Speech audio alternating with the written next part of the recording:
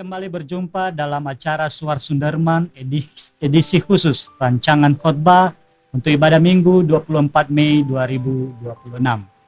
Saya Sosowatu Telombanua akan memandu berjalannya podcast kali ini, dan kami telah mengundang narasumber yang kompeten, yang ahli di bidangnya, dan mungkin sudah tidak asing lagi bagi kita. Beliau sangat ahli di bidang homiletika. Kami percaya bahwa alumni Sunderman pasti sangat mengenal beliau, yaitu Bapak Pendeta Gustaf Gabriel Harefa. Shalom Pak. Ya, shalom Pak Wanto. Apa kabar Pak Gustaf? Luar biasa, puji Tuhan. Terima kasih Pak telah bersedia menjadi narasumber kali ini. Sama-sama Pak Wanto. Baik. Senang juga bisa bertemu dengan Pak Wanto. Ya, puji Tuhan.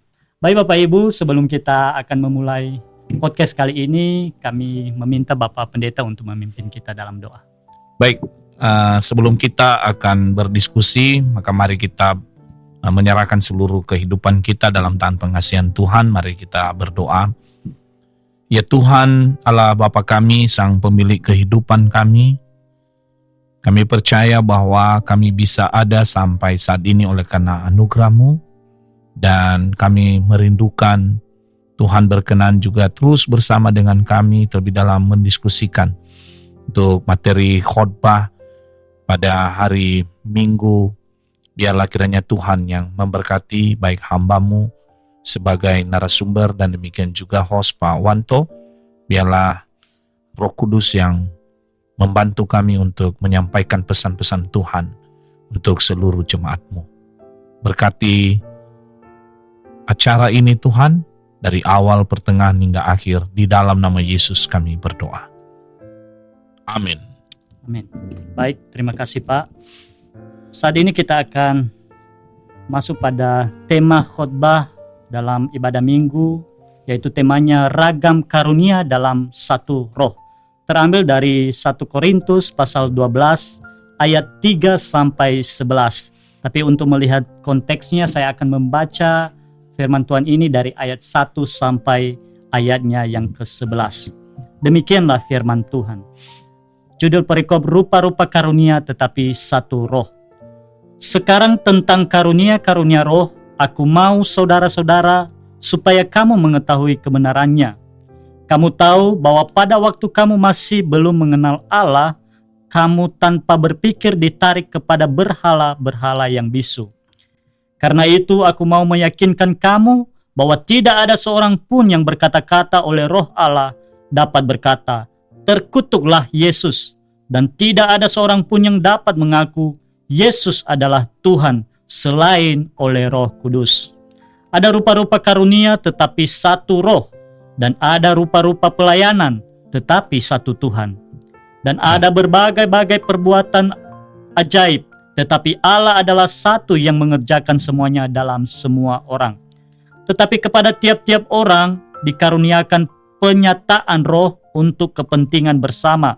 Sebab kepada yang seorang roh memberikan karunia untuk berkata-kata dengan hikmat, dan kepada yang lain roh yang sama memberikan karunia berkata-kata dengan pengetahuan.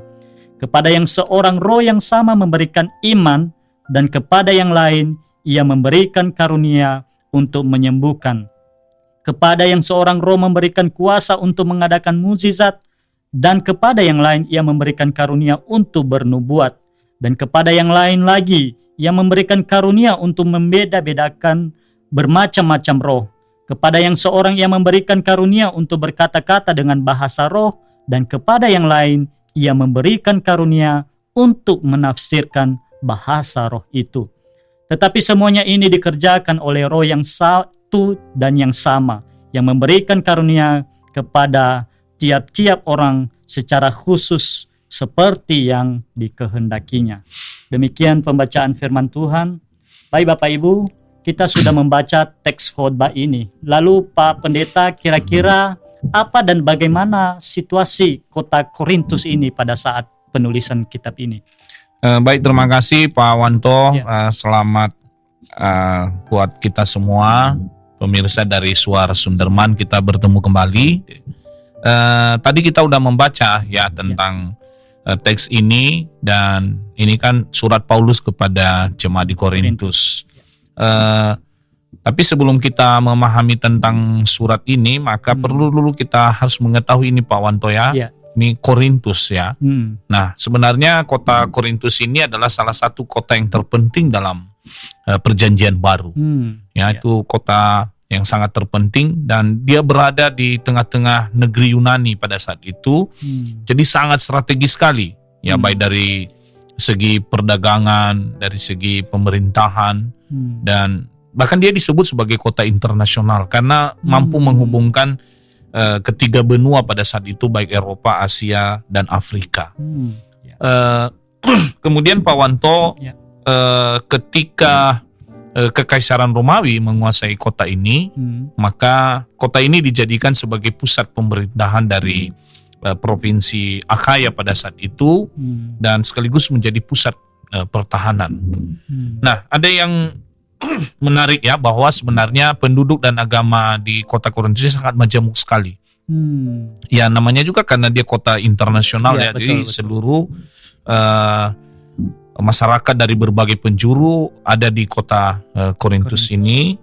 Ya, artinya dari Asia, dari Afrika, dan juga dari Eropa pada saat itu.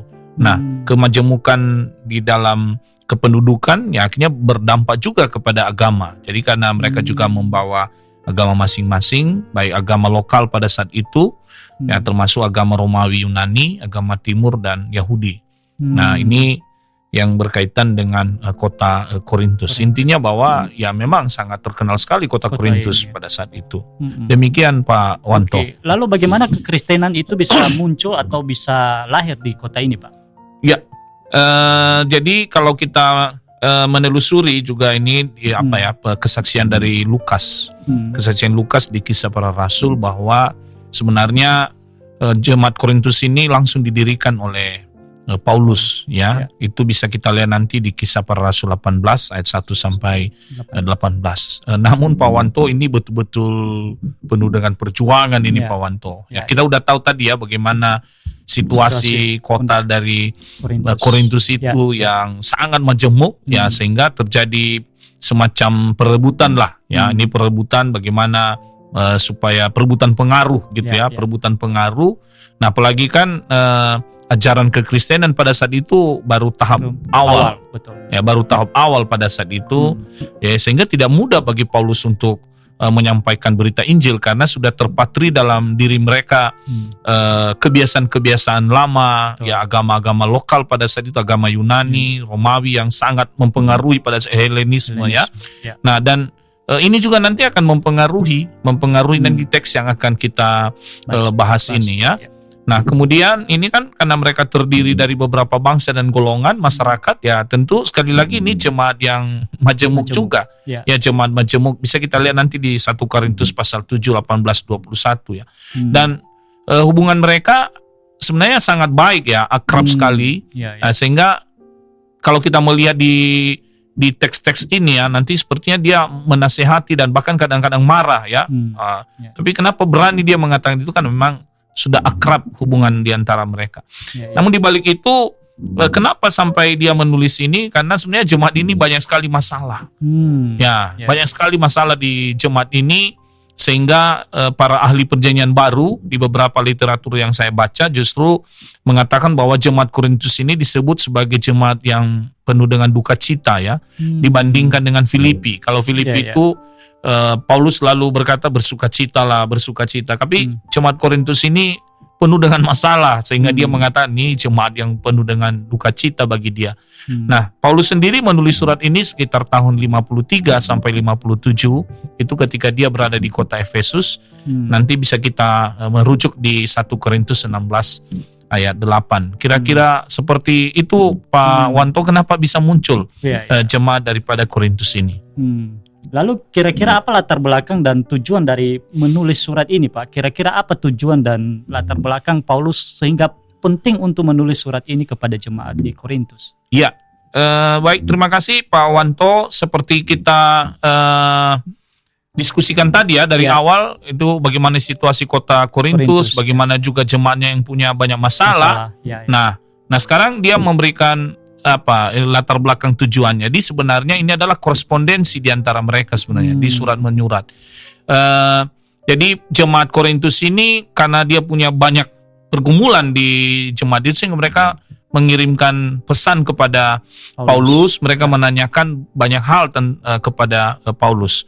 Sedikit saya memberikan informasi ya Pak Wanto dari beberapa literatur yang saya baca, dan juga ini para ahli perjanjian baru menyatakan bahwa sebenarnya surat ini sebenarnya justru surat yang kedua sebenarnya. Jadi ada surat yang pertama dan itu dianggap hilang ya, itu, tapi kan itu perlu penelitian lebih mendalam lagi ya.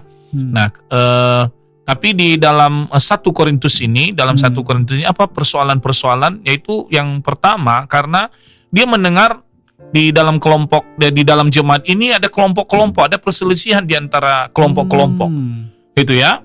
Kalau kita baca nanti misalnya di pasal 1 ayat 10 sampai 13 sampai dengan juga pasal 3, 4 dan 6.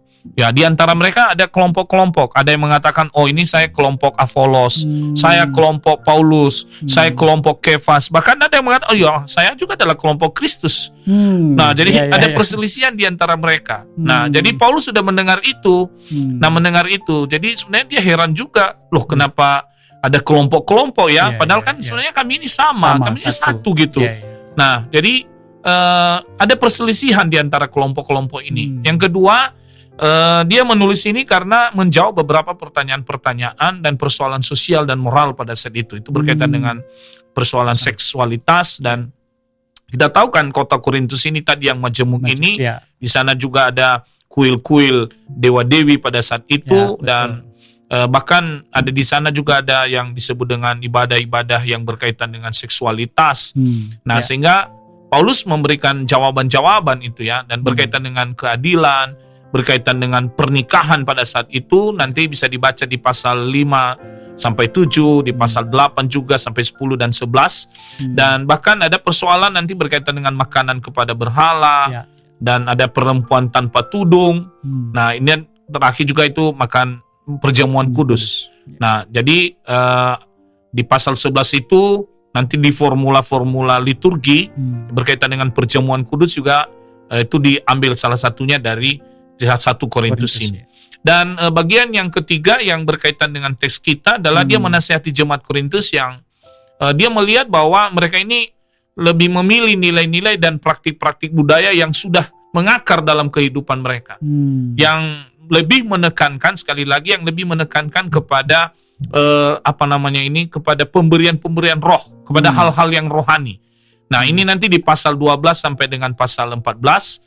Nah, makanya nanti Paulus menjawab ini berkaitan dengan karunia-karunia roh yang akan menjadi teks kita. Dan terakhir di pasal 15 itu masalah kebangkitan, karena bagi orang-orang Yunani pada saat itu bahwa ya artinya tubuh kita ini sebenarnya tidak baik ya, jadi itu akan rusak. Jadi bagi mereka tidak percaya dengan ada yang disebut dengan kebangkitan.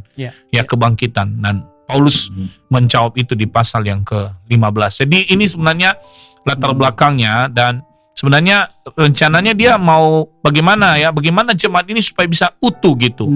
Dan kemudian dia mau mendewasakan jemaat ini melalui surat-suratnya agar mereka dewasa di dalam iman gitu. Ya, artinya kan mereka ini berhadapan dengan situasi yang sulit ya, di tengah-tengah tekanan dari pemerintahan, mereka juga minoritas. Kok kalian ini banyak masalah gitu ya? Ada pengkotak-kotakan lagi, ada perselisihan dan itu. Dan kemudian kenapa terlalu sibuk dengan kehidupan yang lama gitu ya? Nah, itu kira-kira Pak Wanto.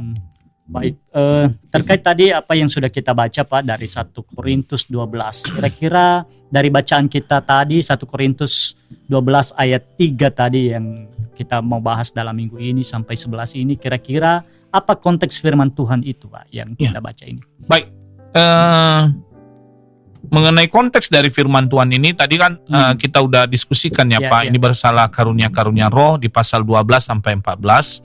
Lalu dari beberapa literatur yang saya baca bahwa bagian ini sebenarnya ada bagian dari karunia-karunia rohani. Ini adalah jawaban Paulus atau respon Paulus atas pertanyaan-pertanyaan mereka tentang berkaitan dengan karunia-karunia roh ini.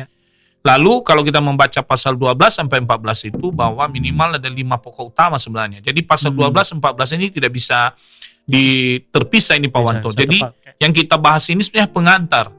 Hanya pengantar. Jadi kami juga berharap nanti kita berharap ya kepada para pemirsa dan juga para hamba-hamba Tuhan yang mempersiapkan diri untuk khotbah hari Minggu, baiknya juga harus membaca semua sampai pasal 14. Ya, ini karena ini hanya masih pengantar. Makanya tadi kan kita harus membaca mulai dari ayat 1 karena di ayat 1 itu sudah ada penegasan. Saya mau menjawab loh tentang pemberian-pemberian rohani, karunia-karunia rohani itu. Lalu dalam konteks ini ada 5 pokok penting, pokok utama. Yang pertama, Paulus itu mengatakan, kita ini satu roh loh. Jemaat Korintus itu kalian satu roh. Ya, karena kalian itu bersumber dari satu roh, yaitu dari Tuhan sendiri. Dan bukan hanya karunia yang nampaknya rohani saja, bukan. Tapi betul-betul kalian harus menunjukkan satu roh. Nah, itulah teks kita pada saat ini. Kemudian, poin yang kedua, lanjutannya nanti, yaitu satu tubuh. Satu tubuh, yaitu jemaat Kristus itu terdiri dari banyak anggota dan saling ketergantungan. Saling melengkapi satu saling melengkapi. Makanya nanti kan kita bisa membaca tangan, kaki, mata. Nah itu ya. Jadi dia memakai analogi itu. Kemudian yang ketiga, pasal 13 yang sangat terkenal itu ya. Jadi mengatakan kasih. Kasih itu yang lebih utama dari berbagai karunia. Kamu punya banyak karunia, tapi kalau kamu tidak punya kasih, nggak ada gunanya gitu. Lalu pasal 14, 1-25, dia mengatakan bahwa semua nubuat dan karunia itu tujuannya akhirnya adalah untuk membangun jemaat. Ya, bukan untuk diri kita sendiri, bukan untuk kepentingan kita, bukan kesombongan kita, tapi untuk membangun jemaat. Dan poin yang kelima dari konteks pasal 12 sampai 14 adalah pentingnya jemaat rohani yang teratur. Ya, teratur. Ya, makanya nanti di ayat 40 itu pasal 14 ayat 40 dia mengatakan nanti supaya semuanya teratur gitu ya. Jemaat itu supaya teratur. Nah, khusus bagian dari teks yang kita bahas ini masuk di bagian yang pertama, bahwa kita ini adalah satu roh. Dan itu hal yang terpenting, itu hal yang mendasar ya sebelum maju ya, satu tubuh, kasih, membangun jemaat yang teratur ya. Dasarnya adalah kita ini satu roh dulu, satu roh di dalam Tuhan. Nah, itu kira-kira Pak Wanto.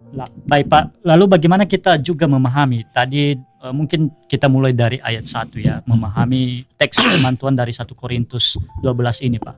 Kira-kira bisa Bapak jelaskan lebih detail ke kita nih. Ya. Baik. Kita sekarang masuk ya Pak pada penjelasan teks. Sebenarnya penjelasan teks yang akan kita sampaikan ya karena keterbatasan waktu ya. Mungkin juga kita juga berharap nanti para pendengar dan para hamba-hamba Tuhan juga membaca literatur yang lainnya. Nah, di ayat 1 itu pengantar. Makanya tadi saya katakan kita harus membaca dulu ayat 1 karena pengantar gitu ya. Pengantar apa? Paulus memberikan respon tentang karunia-karunia roh. Dan dia ada kata menegaskan tadi kebenaran gitu ya. Saya mau memberitahukan kepadamu tentang kebenaran. Kebenaran apa? Kebenaran tentang karunia roh itu.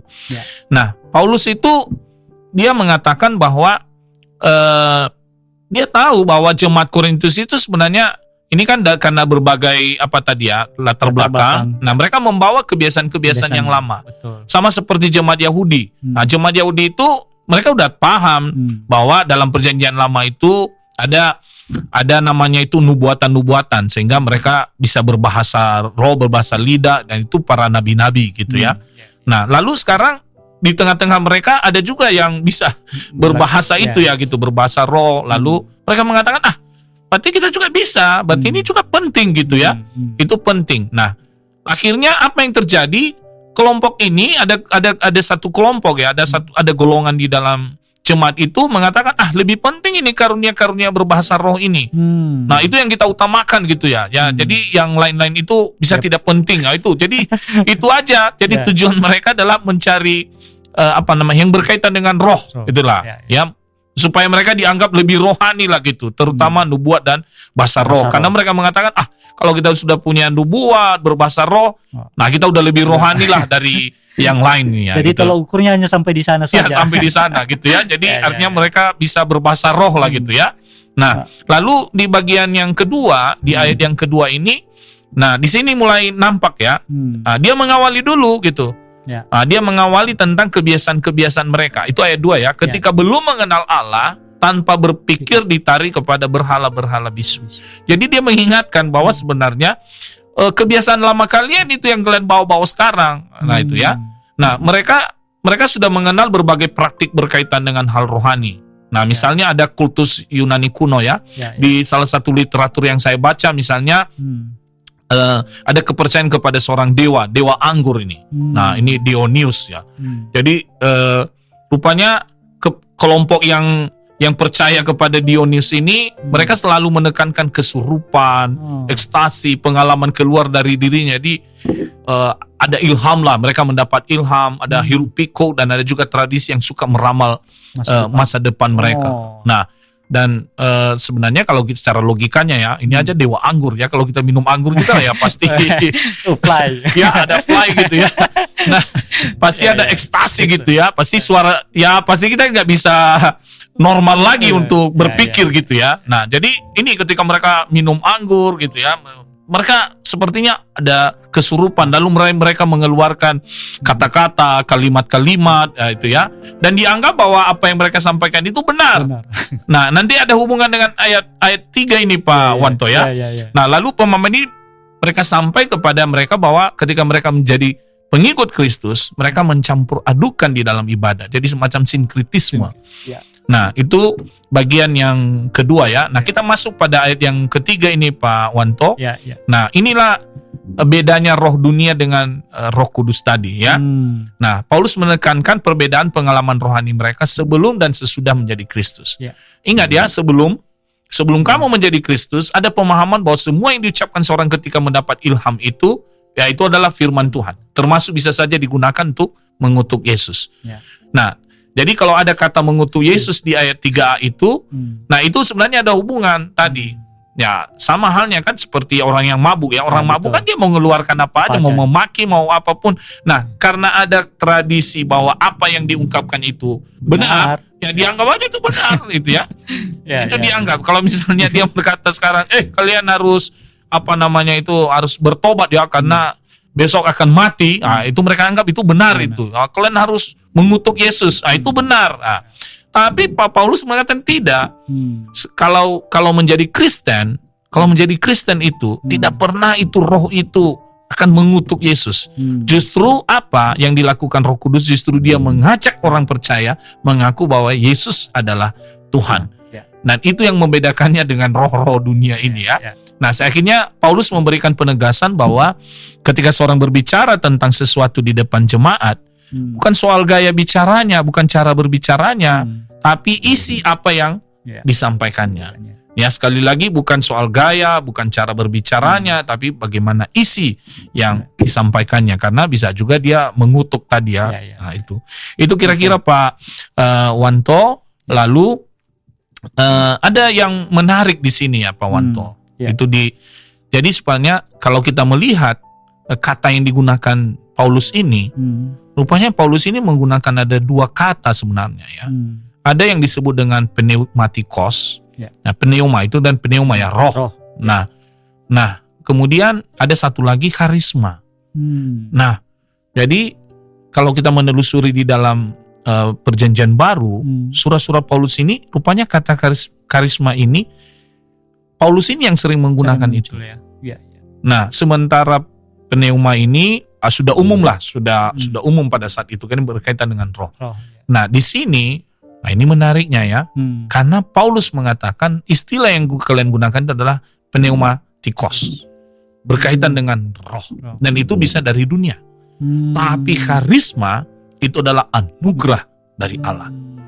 Nah, ini yang membedakannya yang bersifat rohani dunia dengan anugerah. Karisma, anugerah dalam bahasanya situ buala ya, buala, lebih menekankan unsur anugerah dari Tuhan, bukan unsur rohnya. Nah, ini nanti yang penting nanti dalam penekanan juga dalam khotbah-khotbah ya, karena istilah yang digunakan di sini adalah roh yang dimaksud adalah karunia-karunia itu adalah anugerah, itu pemberian dari Tuhan. Tapi kalau dari pemberian dari Tuhan, ya pasti yang terbaik lah. Beda dengan tadi kan, kalau minum anggur, kalau ini kan pasti bisa dari dunia ya. Terganggu pikirannya ya. Nah, kemudian kita lanjut ya, misalnya di ayat 4 ini Pak Wanto ya. Nah, rupanya di situ Paulus mengatakan bahwa kesatuan Allah itu dalam berbagai rupa anugerahnya. Itu ya. Jadi Paulus menekankan bahwa ada berbagai rupa karunia, pelayanan, dan perbuatan ajaib. Nah, itu rupa-rupa karunia ya, ada rupa karunia, rupa pelayanan, rupa perbuatan ajaib. Namun semua itu satu roh, satu Tuhan dan satu Allah. Sebenarnya kalau kita melihat ini juga dia menyinggung ya, ini persoalan-persoalan ketritunggalan Allah itu ya. Meskipun tidak secara tersurat ya, spesifik, tapi dia mengatakan itu. Apa yang maksudnya? Bahwa karunia, pelayanan, perbuatan ajaib itu ya semuanya itu dari Tuhan ya, satu roh itu, dan itu dikerjakan untuk Tuhan juga. Nah, itu bagian yang berikutnya di ayat 4. Nah, di ayat 7 sampai 10, disinilah kita akan, ini yang selalu menjadi persoalan-persoalan ini Pak Wanto. Nah, akhirnya Paulus memberikan penekanannya bahwa Tuhan itu adalah sumber berbagai karunia. Nah, kalau kita melihat di ayat 7 sampai 10 itu ada 9. Ada 9 karunia-karunia ini katakannya ya. Jadi yang pertama adalah karunia hikmat dan pengetahuan. Ya. Nah, ini berkaitan dengan intelektual, kognitif ya. Nah, itu hikmat, pengetahuan, dan dia memulai itu dulu. Dia memulai dengan hikmat pengetahuan. Nah, sebenarnya itu hal yang wajar saja karena kan kota Korintus ini berada di bawah naungan orang Romawi, Yunani yang sangat menekankan tentang hikmat pada saat itu ya. Nah, jadi ada karunia dan dia mengatakan itu karunia loh. Hikmat itu karunia, pengetahuan itu juga adalah karunia dan itu dari Tuhan. Nah, ini sebenarnya dia menjembatani juga karena kan ada para filsuf waktu itu ya. Di sana. Jadi pasti kan dikatakan nih para filsuf ini orang gila ini ya. Tapi Paulus justru melihat sisi positif. Oh enggak, itu karunia itu. Itu karunia buat dia. Jadi artinya jangan kita menjudge mereka ya. Dan dia memulai itu kalau ada orang yang punya hikmat, kalau ada orang yang punya pengetahuan, itu karunia loh bagi dia. Nah, ini penting karena kan selama ini orang melihat karunia itu berbahasa roh. Nah, justru Paulus lebih luas dia melihat itu ya. Yang berikutnya iman ya. Lalu menyembuhkan, mujizat, bernubuat, membedakan roh. Nah, ini berkaitan dengan iman. Nah, ini masuk di dalam elemen-elemen iman ya. Iman, lalu penyembuhan, mujizat, bernubuat, membedakan macam-macam roh. Nah, ini juga adalah karunia. Jadi kalau ada orang misalnya mampu menyembuhkan, itu karunia buat dia. Nah, mungkin dia tidak punya karunia hikmat, dia tidak punya karunia pengetahuan, tapi dia punya karunia menyembuhkan. Nah, kemudian ada orang yang bernubuat, tapi bernubuat yang baik gitu ya. Nah, jadi artinya itu juga positif. Nah, jadi kemudian membedakan macam roh. Lalu bagian yang ketiga yaitu berbahasa roh dan menafsirkan bahasa roh. Nah, bagian ini yang penting karena tentu kita lihat sendiri ya, ada juga yang menekankan ini berbahasa roh ya, berbahasa roh. Nah, meskipun pada akhirnya dia tidak mengerti juga apa artinya, tapi Paulus mengatakan kalau ada yang bisa berbahasa roh, maka harus ada juga yang bisa menafsirkan bahasa roh. Ya, itu yang penekanan di sini. Jadi ketika kamu punya kemampuan berbahasa roh itu, nah kemudian ada juga yang mampu untuk menafsirkan. Nah, jadi jangan mengatakan bahwa itu yang utama itu adalah berbahasa roh. Tidak. Ini ada 9 di sini karunia-karunia yang disampaikan oleh Tuhan, disampaikan oleh Tuhan melalui Paulus ya, dalam teks ini. Nah, jadi ini yang mau disampaikan dan kuncinya Pak Wanto, semua karunia-karunia ini adalah untuk kepentingan bersama. Itu di ayat 7 itu dikatakan untuk kepentingan bersama. Ya, kalau bukan itu bukan untuk kepentinganmu. Nah, sama dia kan sebenarnya mau mengatakan pada jemaat di Korintus itu, kalau kamu bisa berbahasa roh itu bukan untuk kepentinganmu. Buat kepentingan bersama. Kalau kamu punya pengetahuan, kalau kamu punya hikmat, kalau kamu bisa menyembuhkan, itu bukan untuk dirimu loh. Itu untuk kepentingan bersama. Jadi jangan menganggap bahwa dirimu lebih hebat dibandingkan dengan yang lain. Atau justru menganggap bahwa saya lebih rohani ketika saya mendapat itu yang tadi Pak ya. Nah, kan itu juga rata-rata kan ada yang terjadi itu ketika dia mampu berbahasa roh lalu mengatakan, saya lebih rohani dari kamu karena kamu tidak bisa berbahasa roh. Artinya ini juga penting bagi kita dan juga buat pemirsa ya. Betul. Artinya jangan kita menganggap bahwa diri kita lebih rohani. Ya sama dengan saya nggak tahu dengan Pak Wanto ya, Hmm. tapi Pak Wanto saya nggak bisa berbahasa roh loh Pak Iya, Wanto. sama Pak. Saya tidak bisa berbahasa roh. Kalaupun Bapak bisa bahasa roh, tapi harus ada orang sesuai dengan Iya, yang bisa yang menerjemahkan. menafsirkan ya. Bukan sesuatu hal yang Betul. dihafal atau apa kan Pak? Betul. Ya. Nah, saya nggak bisa berbahasa roh Pak. Iya. Tapi saya juga mau mengatakan bahwa saya juga rohani. Ya. Nah itu kan. Nah Ya. mungkin juga saya juga tidak punya kuasa-kuasa yang lain ya, Ya. misalnya mujizat. Nah Hmm. itu ya. Tapi jangan dikatakan bahwa saya ini tidak punya apa-apa. Ya Betul. kadang-kadang kalau ada warga jemaat yang memang seperti itu Ya. mengklaimnya, oh ini Pak Pendeta ini tidak rohani karena dia tidak mampu berbahasa roh, dia tidak mampu melakukan mujizat-mujizat. Nah tidak. Ya mungkin saya kan punya hikmat, saya juga punya pengetahuan yang diberikan oleh Tuhan. Tentu Ya, saya punya iman. Ya. Dan kalau saya sudah menunjukkan itu, berarti saya juga punya rohani loh Ya. di dalam hidup saya. Ya itu. Nah itu kira-kira Pak Artinya Wanto. kalau kita punya karunia itu kita syukuri, dan bagaimana karunia ini bisa berdampak berguna bagi orang lain. Ya Pak, betul seperti sekali yang Pak Wanto. Nah itu Ya. itu yang mau dikatakan oleh Paulus di sini ya. Ya. Dan bagian yang terakhir dari memahami teks ini di ayat 11 ya. Semua adalah pekerjaan roh yang satu dan sama sesuai dengan kehendaknya. Apa yang mau dikatakan Paulus? Roh Kudus itu hanya satu. Ya. Tidak terbagi-bagi dan tidak berbeda-beda. Nah, itu sebenarnya yang mau dikatakannya.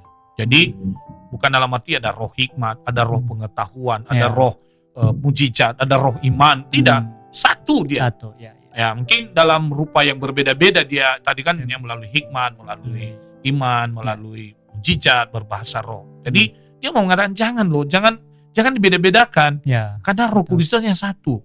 Ya. Namun karunia yang diberikan itu berbeda sesuai dengan anugerah. Sekali lagi anugerah kepada setiap pribadi. Ya. Saya mau sebenarnya Pak Wanto ya punya semua yang 9 ini.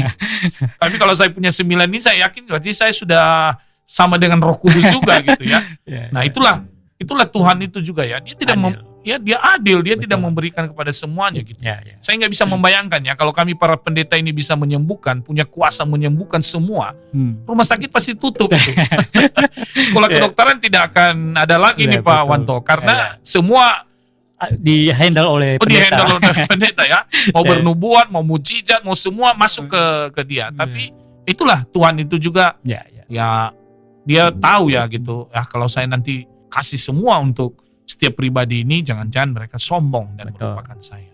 Nah, kira-kira seperti itu Pak Wanto. Ya, baik Pak. Kira-kira dari apa yang sudah disampaikan tadi, kita sudah ada gambaran lah terkait firman Tuhan yang sudah kita baca ini. Namun dari firman Tuhan ini Pak, kira-kira apa saja poin-poin penting yang kita bisa ambil atau untuk bisa kita khotbahkan dari firman Tuhan ini Pak? Baik, terima kasih Pak Wanto. Tentu kita kembali kepada tema ya. Nah, tema kita ragam karunia dalam satu roh. Banyak karunia-karunia tapi satu roh. Nah, dalam bahasa Nias, fai humbua la fai bua dede, bahasa bua gehe. Jadi terjemahan bahasa Nias juga bagus banget itu. Buala fai bua dede. Jadi bukan hanya sekedar buala aja. Kalau buala hadiah kan itu bisa bagus, bisa tidak. Tapi ini fai bua dede, ini anugerah dari Tuhan.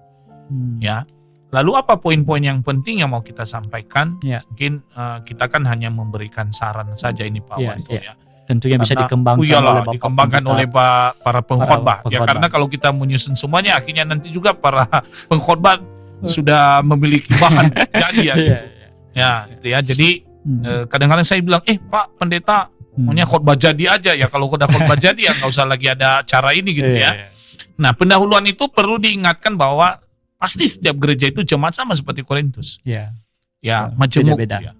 Majemuk. Ya, artinya dari segi status sosialnya, ekonominya, budayanya, pasti semua berbeda-beda. Dan dalam jemaat itu juga punya karunia yang berbeda-beda.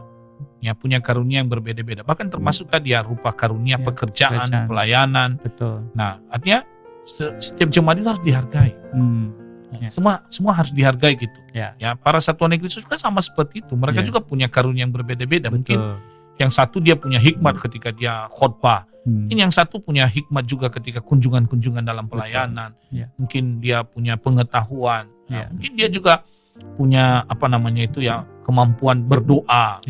Nah, itu sehingga bisa menjadi berkat bagi orang lain. Nah, artinya itu semua harus dihargai. Bahkan sampai dalam tugas-tugas pelayanan di gereja pun kan sebenarnya kita ini punya kapasitas yang berbeda-beda ya. Betul, ya. Tapi itu bukan untuk menjatuhkan, bukan untuk perbedaan, tapi itu untuk menyatukan kita karena Ya. semuanya adalah Satu roh. di dalam Tuhan. ya, satu roh di dalam Tuhan. Ya. Nah, kemudian mungkin bagian isi ini kita akan memberikan penekanan ya bahwa orang percaya itu sudah meninggalkan pemahaman roh lama. Ya. Ya, apalagi kan hari Minggu ini adalah turunnya Roh Kudus. Artinya ketika kita sudah hidup di dalam Roh Kudus, menerima Roh Kudus, ya roh-roh lama yang ada dalam diri kita itu kita buang. Betul. Sama seperti tadi itu ya, jemaat itu kebiasaan-kebiasaan lama, Ya. kita tinggalkan itu, kita buang. Ya, Roh Kudus lah yang berdiam di dalam diri kita. Ya. Lalu bagian yang kedua, berbagai rupa karunia adalah anugerah Tuhan. Tadi ada 9 karunia itu ya. Jadi hargailah itu. Ya. Ya, tadi seperti kata Pak Wanto ya, bersyukur kita, kemudian jadikan berkat bagi orang lain. Gitu ya. Kemudian semuanya satu roh. Kita ini semua satu roh. Dan bagian berikutnya, karunia yang dimiliki itu bukan untuk saling menyombongkan, melainkan untuk saling menguatkan. Ayat 7 itu untuk kepentingan bersama. Nah, untuk penutup, ya hari ini kan kita menang peristiwa Pentakosta ya. Turunnya Roh Kudus. Lalu bagaimana sih sikap komitmen kita sebagai orang yang menerima? Ya bersyukur atas karunia yang Tuhan berikan bagi kita masing-masing. Ya sama seperti saya seperti seorang pendeta, mungkin saya punya pengetahuan untuk karunia untuk mengajar. Saya harus menggunakan itu. Saya bersyukur. Dan saya gunakan untuk menjadi berkat. Ya. Mungkin melalui pembangunan jemaat, pelayanan kasih, menyampaikan berita Injil. Tapi ingat ya, semuanya untuk kemuliaan Tuhan. Betul. Nah, itu semua untuk kemuliaan Tuhan. Ya. Dan yang ketiga, di bagian penutup, mengimani dan hidupilah Roh Kudus. Itu yang terpancar melalui buah roh. Ya, yang terwujud dalam kehidupan kita sehari-hari. Jadi untuk apa kita juga punya hikmat, pengetahuan, bahasa roh, tapi kalau kita tidak berbuah di dalam kehidupan sehari-hari, kita orang yang marah, ya, ada kedengkian, ada kecemburuan, ada iri hati, ya tidak ada gunanya. Sama seperti tadi kita hidup yang lama itu, yaitu hidup manusiawi kita itu yang lebih kita utamakan, kita kedepankan gitu ya. Nah itu yang berkaitan dengan bagian yang ketiga. Ada sebuah kutipan di dalam teks ya Alkitab ya, yang penting juga ini Pak Wanto, karena sebenarnya ya bagaimanapun memang dunia ini sedang tidak baik-baik juga. Betul ya. sekali. Sekarang ini ajaran-ajaran juga banyak yang ajaran-ajaran Kristen itu banyak yang disalahgunakan juga. Nah, dan kadang-kadang ya orang kan menelan begitu saja tanpa filter. Tanpa filter. Nah, makanya di sini di 1 Yohanes 4 ayat 1 bahkan sampai 3 nanti bisa dibaca. Nah, di situ dikatakan, saudara-saudaraku yang kekasih, janganlah percaya akan setiap roh. Tetapi ujilah roh-roh itu apakah mereka berasal dari Allah, sebab banyak nabi-nabi palsu yang telah muncul dan pergi ke seluruh dunia. Nah, ini juga mengingatkan kita ya, sama seperti jemaat di Korintus itu, yang mereka menelan begitu saja. Betul. Nah, jadi jangan sampai kita terjadi, ujilah roh itu, apakah itu berasal dari Tuhan atau tidak. Yang terakhir Pak Wanto ya, sebelum kita masuk ke ayat hafalan nanti ya. Nah, artinya kita harus meyakini bahwa karunia Allah itu adalah dasar dari kehidupan Kristen. Ada sebuah buku ini David L. Becker ya. Dalam bukunya Roh dan Kerohanian dalam Jemaat ada satu kutipan yang bagi saya sangat menarik ya. Dia berkata seperti ini, karunia itu bukanlah akibat yang menyusul dari anugerah. Bukan. Tapi ataupun respon manusia terhadap anugerah, bukan. Tapi memang dia perwujudan anugerah itu sendiri. Nah, itu ya, dalam suatu pengalaman hidup yang nyata melalui pertobatan dan hidup yang terus dibaharui. Nah, sekali lagi itu bukan akibat yang menyusul dari anugerah, tapi itu betul-betul anugerah. Nah, kan orang kan mengatakan saya sudah menerima anugerah baru dikasihlah karunia, misalnya tidak. Ya, karunia itu anugerah, itu anugerah juga, dan itu bukan respon kita. Itu kan, jadi kalau respon itu berarti usaha manusia. Enggak, ini inisiatif dari Tuhan. Dan itu kita wujudkan dalam kehidupan kita, Hmm. dalam pengalaman hidup kita gunakan itu, dan bagaimana kita menerima melalui pertobatan kita dan hidup yang terus diperbaharui. Ya, untuk menutup ini perlu juga kita mengingatkan ya, kalau di BNKP Ya. ayat hafalan 1 Korintus 12 ayat 4 ya. Ya. Nah, ini semacam semacam komitmen juga ya, mengingatkan jemaat-jemaat bahwa ingat ya, ada rupa-rupa karunia tetapi satu roh. Ya, kita mengingatkan jemaat bahwa faihu buala fai buat dede ande bahasa buah. Apalagi hari Minggu ini biasanya karena hari besar ini Pak Wanto ada perjamuan kudus Pak Wanto. Betul. Ya. Nah, jadi dalam perjamuan kudus itu kan bahasa komuni artinya kan kesatuan, satu gitu ya. Jadi orang yang hidup di situ ya satu di dalam Kristus. Nah, jadi harus menanggalkan semua egonya masing-masing, individualisnya masing-masing. Sekarang dia satu roh di dalam Kristus itu, di dalam Tuhan itu. Nah, kira-kira seperti begitu Pak Wanto. Baik, demikian cukup luar biasa tadi pemaparan Bapak. Ada beberapa hal tadi yang saya lihat di situ bahwa dari firman Tuhan ini kita bisa melihat bahwa memang kita diberikan oleh Tuhan itu karunia yang berbeda-beda. Dan tetapi bagaimana karunia itu kita pahami bahwa itu bersumber dari satu sumber yang sama, yaitu Tuhan itu sendiri. Lalu bagaimana kita menggunakan semuanya itu untuk kemuliaan Tuhan ya, itu berdampak, berguna bagi untuk jemaat ya, untuk sesama kita. Tetapi tadi masalah circle bahasa anak muda sekarang circle Pak, pengkotak-kotakan. Ya, di jemaat mungkin kalau memang ada seperti itu ya, kita hanya satu circle aja sekarang ya. Betul. Satu circle di dalam Tuhan. Iya, betul. Jangan banyak circle, tapi satu circle di Iya. dalam Tuhan. Jadi itu mungkin penegasan yang saya bisa ambil dari apa yang disampaikan oleh Dan Bapak. satu lagi nih Pak, ada ini lagi juga ini para mahasiswa kita ada yang menulis skripsi ya, FOMO dengan JOMO. Artinya jangan mau FOMO. Artinya jangan mau FOMO tapi JOMO, artinya sukacita lah dengan apa yang sudah diberikan Tuhan ya. Jangan iri hati dengan apa yang dimiliki oleh orang lain ya. Jadi syukuri aja apa yang Tuhan berikan. Betul Pak Wanto. Baik Pak, terima kasih. Demikian untuk diskusi kita pada sore hari ini untuk rancangan khotbah edisi 24 Mei 2026. Atas nama Suar Sundarman kami mengucapkan terima kasih banyak nih sama Bapak Pendeta Gustaf Sama-sama Pak, sama-sama Pak. Kiranya Tuhan terus memakai beliau, memberkati beliau, bahkan segala apapun yang direncanakan dalam pelayanan Tuhan biarlah terwujud dan semakin dipakai lebih hebat lagi oleh Tuhan. Amin ya. Pak. Baik, untuk itu kita akan mengakhiri acara ini. Kami minta Pak Pendeta untuk mendoakan kita. Mari kita berdoa. Terima kasih Tuhan, kami telah berdiskusi tentang kebenaran firman-Mu yang mengajar kami bahwa kami memiliki karunia-karunia yang berbeda. Dan semua karunia itu adalah dari Tuhan. Dan biarlah kami mensyukuri menggunakannya untuk kemuliaan bagi nama Tuhan. Dan untuk membangun jemaat dan untuk kepentingan bersama. Tuhan berkati setiap hamba-hamba-Mu yang akan mempersiapkan diri untuk menyampaikan firman ini.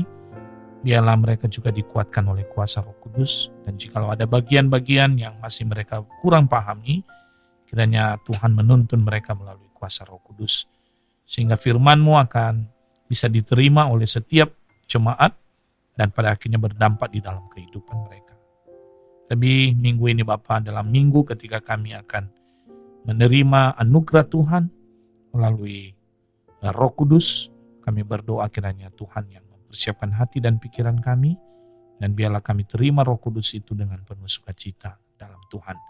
Berkati juga Suar Sundarman, biarlah terus dipakai oleh Tuhan dan menjadi berkat bagi setiap pemirsa yang mendengarkan. Di dalam nama Yesus kami berdoa. Amin.